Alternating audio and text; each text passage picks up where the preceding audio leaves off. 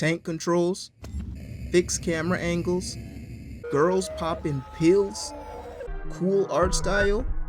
Yeah, I'm back to the old me. Studio System. Studio System Guardian Angel is an independent survival horror developed by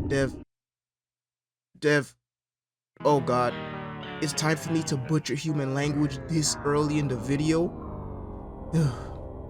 Already? What? Already? What? Already? What? Already? What? Alretai? What? Alretai? What? Circle. God, forgive my inability to pronounce anything longer than 3 letters. The game released on Steam on February 4th, 2025, a day after my birthday.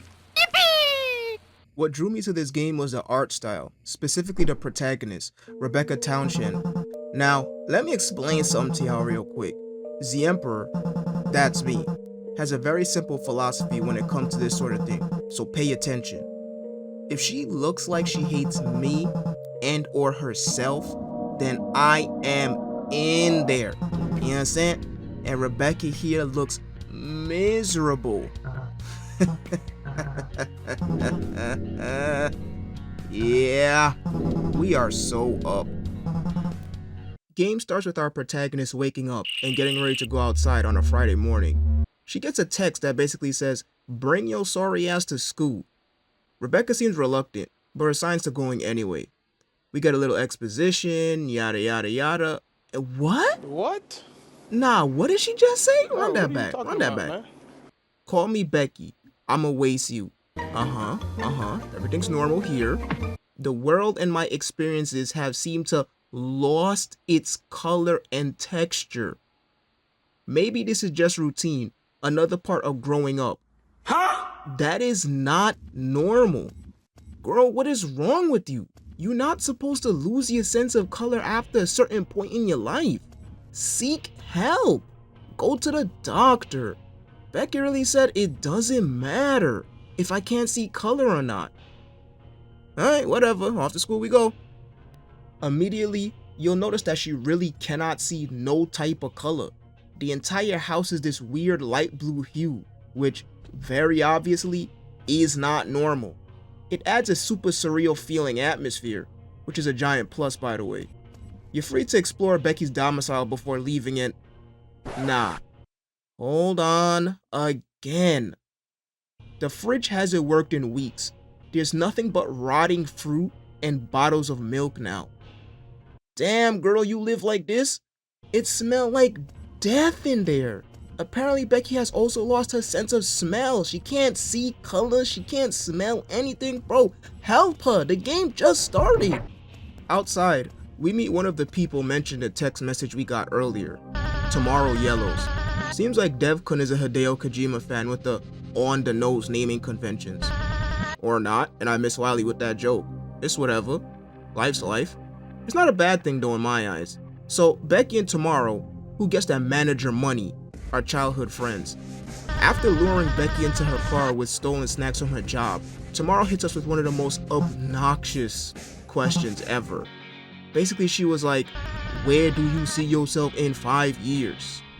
Becky gives the very wrong answer of, I don't know! which causes Tomorrow to start shitting all over Becky. 10:30 in the morning. The sun is barely up. You a bum. You a waste. You don't find it's time to do something with your life? Yeesh. Foreshadowing much? I got a job and our other friend going to college and you not doing shit. You wasted potential. Guess that's all you'll ever be. Beat. And Becky is just sitting there regretting every decision she's made up to this point. After slander hour is over, Tomorrow says, come out to the car. Get the fuck out my car, you never changing beat. Yes, after offering to drive Becky to school, she then kicks her to the curb to walk the rest of the way. Rebecca, your friend, singular, is terrible. After a very eventful commute, we make it to school. Tomorrow made it here before us, because of course she did. She got to drive the rest of the way, we had to walk. Thanks for nothing, Tomorrow. The two chat before heading to the clubroom where we finally meet the person who sent the text that starts a little adventure. Becky says another wild thing here. She says, and I quote, "That's Jasmine. We've been friends since sophomore year. She's so cool. My heart pounds when around her. Out of fear." You ever feel that about someone? Like they're gonna kill you at any moment? No, Rebecca. I have not felt that way. I do not relate to that feeling. I try to make friends and be around people who like me, not want me dead in my grave. It's that unwavering anxiety. I just want to be around her because of that aura. It's so cool. Did Becky just confirm that she wants to delete her own System 32? Man, we're learning a lot in this opening sequence. Apparently, an aura of bloodlust is cool.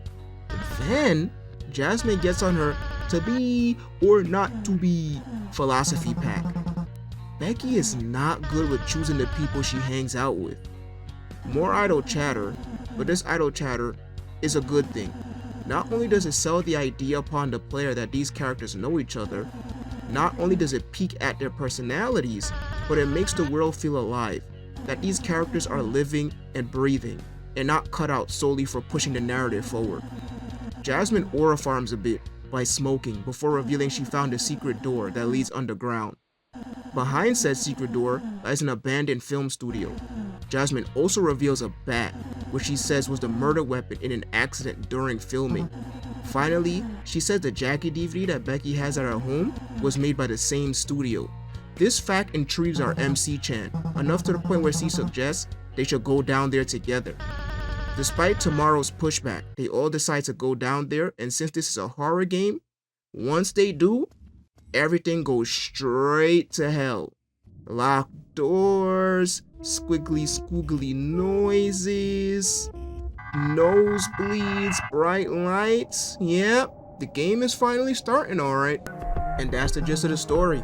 Becky must go on a quest to locate her friends who are now missing. You know, after the whole bright light, nosebleed, pass out thing, and figure out WTF is going on. I think the story premise is really unique and the real star of the show.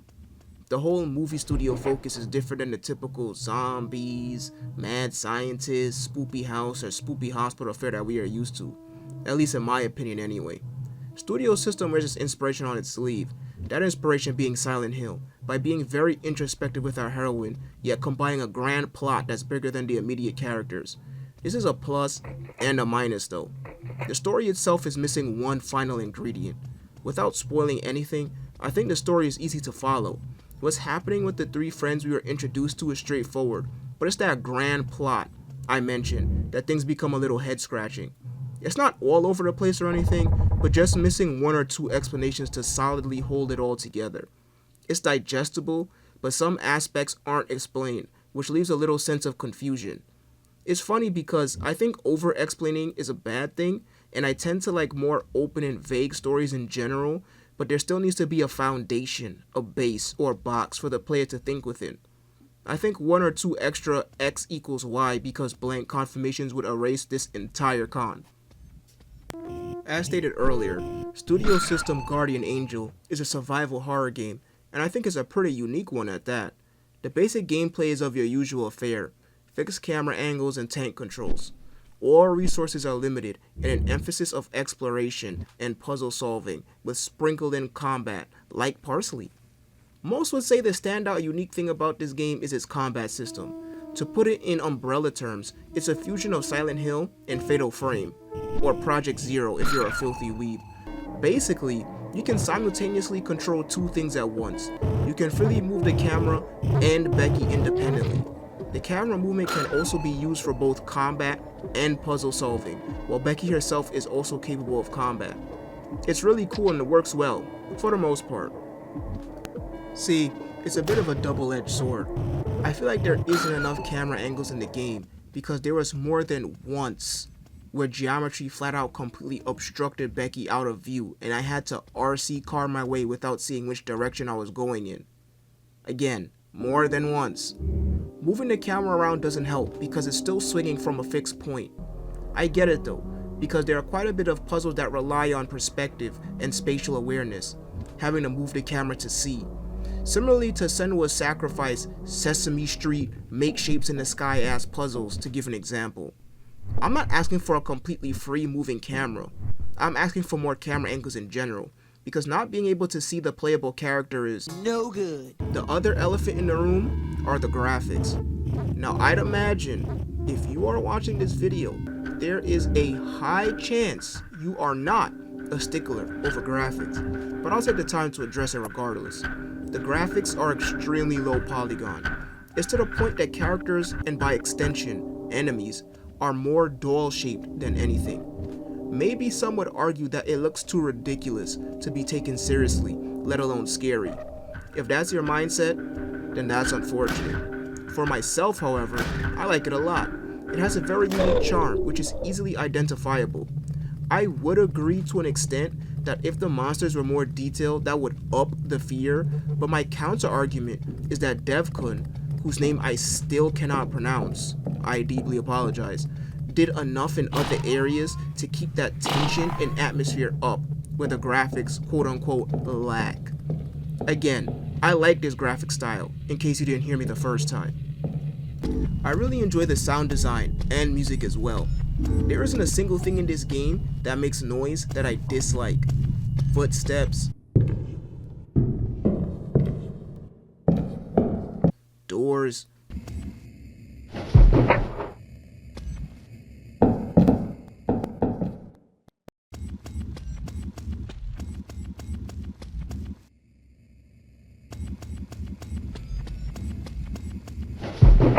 menus,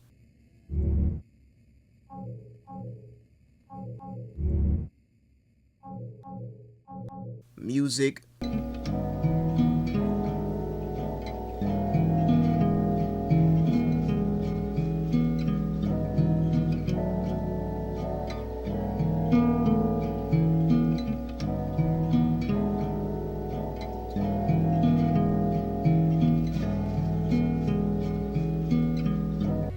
classic strategy of having the text advance sound completely different in tone and pitch depending on who's speaking. I really adore that tactic for games that don't have voice acting, because in a sense, that is the voice acting. It indicates how these characters would sound and their personality at the same time. Hell, I love the distorted startup machine sound of the main menu too.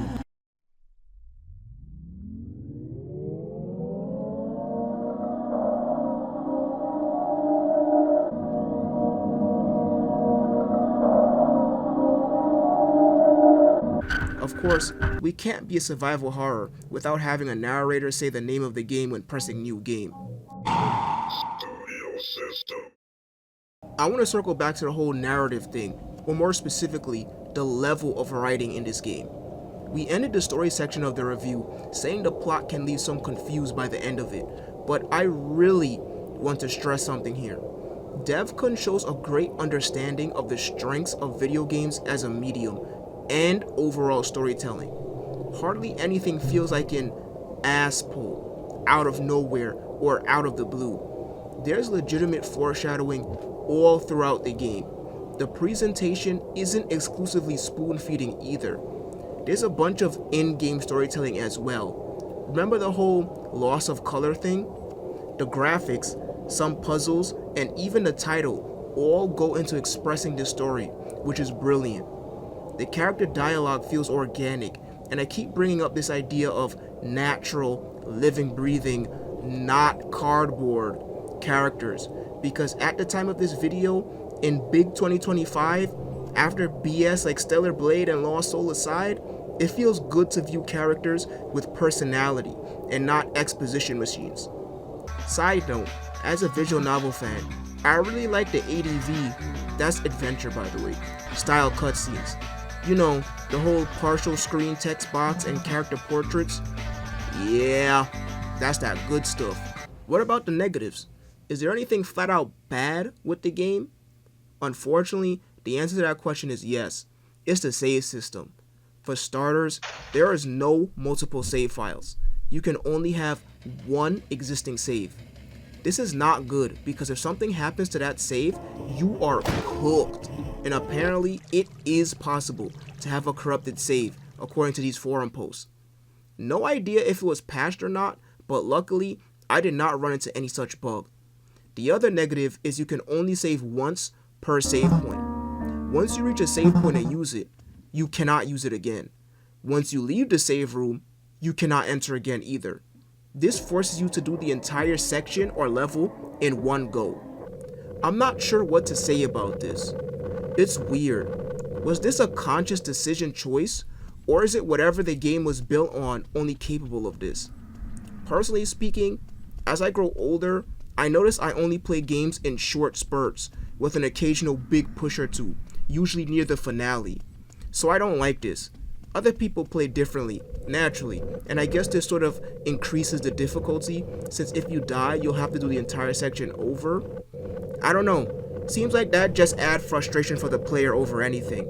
I played on normal and didn't die too much, so it wasn't an issue. I do like the little animation that you get when you save.